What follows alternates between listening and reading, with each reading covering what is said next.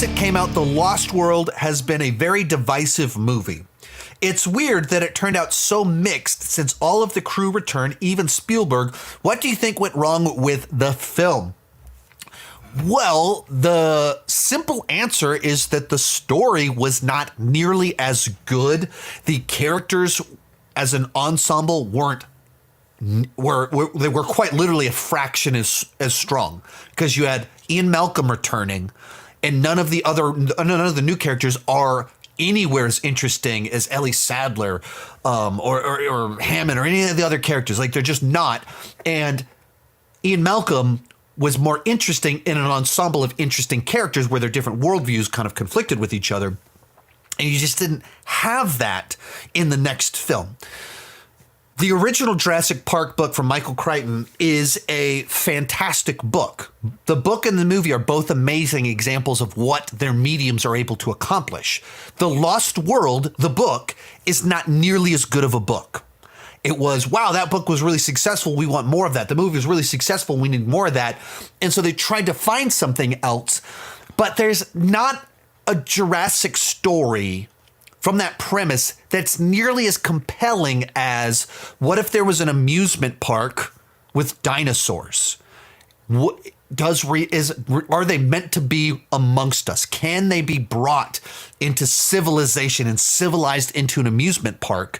And then you bring in a set of characters that represent each worldview of how everyone would respond to this idea, whether the people that are just see the dollar signs or different scientists that see the dangers of it. They're thrilled by it, seeing dinosaurs, but they see the danger of it. The book and the movie both did a great job of exploring these ideas, and where the book is a little bit headier and dives into the science a little bit more, the movie's able to capture just the magic of cinema and seeing dinosaurs brought to life on screen, and John Williams' score, and then the thrills in the back half of it. But that's a better concept than whatever you would do next. Of, oh, there's another island over there that still has some dinosaurs on it. We're going to go over there again because we're stupid. Like, it's just not as interesting. It's not as good of an idea. And you don't have many characters there. So you have what I would say is the greatest director of all time trying to do it again. But it's the starting point, the foundation is not as good. And none of the sequels have been nearly as good. And the one that I think is the best sequel, Jurassic World, is just, let's do the same concept again, except a bit goofier and without the intelligence to it and the amazing dialogue discussing the merits of it, none of the philosophy of it. That's the inherent problem. Jurassic Park is one of the great sci-fi concepts of all time.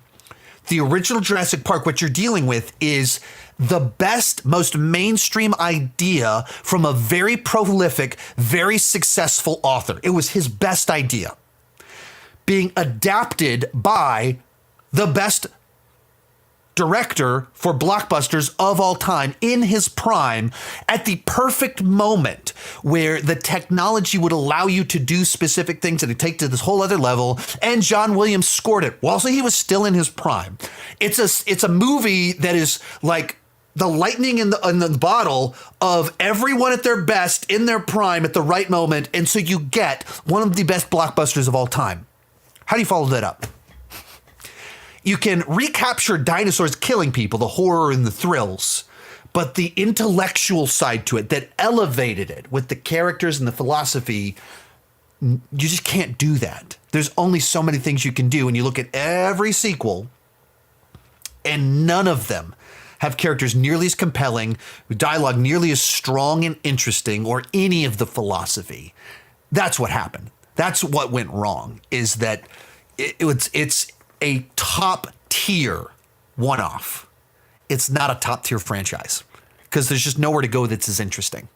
There's no follow-up that's like, and then let's talk. No.